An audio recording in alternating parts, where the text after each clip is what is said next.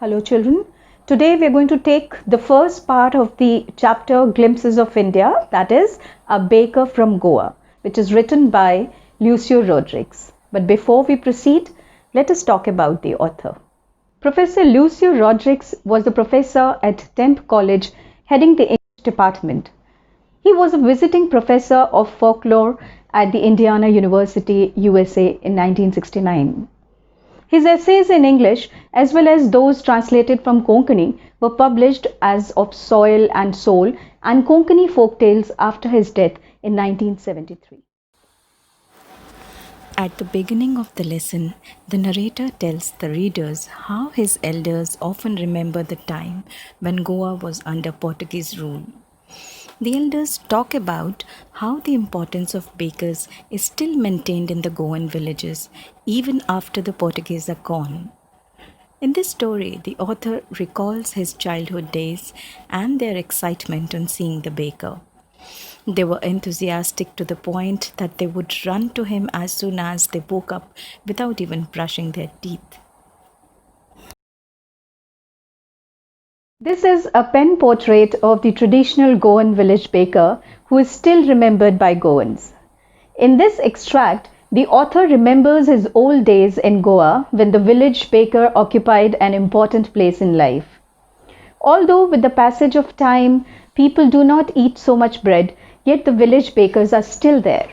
The Portuguese were famous for preparing the loaves of bread. They left Goa long ago, but the traditional work of the bakers can still be seen in Goa. Bread making started from the Portuguese days. They were the lovers of bread. Bread making was an art which needed perfection.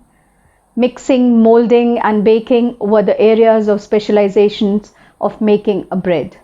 The loaves were baked in time-tested furnaces. This profession has been continued by the baker's descendants. The writer remembers his childhood days when the baker used to be their friend, companion and guide. He used to visit twice a day, once in the morning during his selling hours and then again while returning after selling all his bread. The baker's bamboo stick was a special one. He made the sound jhang jhang by banging his bamboo on the ground. With one hand, the baker supported the basket of bread on his head and with the other he struck the ground with the bamboo stick. Whenever someone came to him to buy bread, he placed the basket on the bamboo. They ran for getting the bread bangles, which were a specially made sweet bread. As the baker came, he would call out the lady of the house and wish her good morning. The children would be pushed aside and the loaves would be delivered to the maidservant. The author recalls the aroma of loaves that filled the air. The children would not even brush their teeth and ate bangles made of bread with tea. The various kinds of breads were very important for all occasions. No marriage was complete until and unless the traditional bowl was served. The lady of the house prepared sandwiches on the occasion of her daughter's engagement, and bolinhas would be prepared for Christmas and other festivals.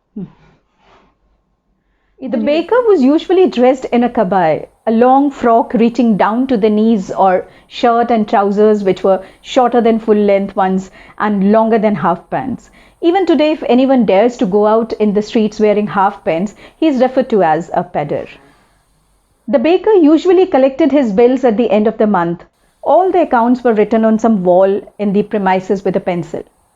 It was a profitable profession during those days because Portuguese were lovers of fresh bread loaves. Baking was a profitable business in those days. The bakers used to be well off. Their families never starved. Their plump bodies showed that they were happy and prosperous. Even today, any person with a jackfruit-like physical appearance is easily compared to a baker. So dear children, I hope you've learned about the bakers from Goa. Thank you.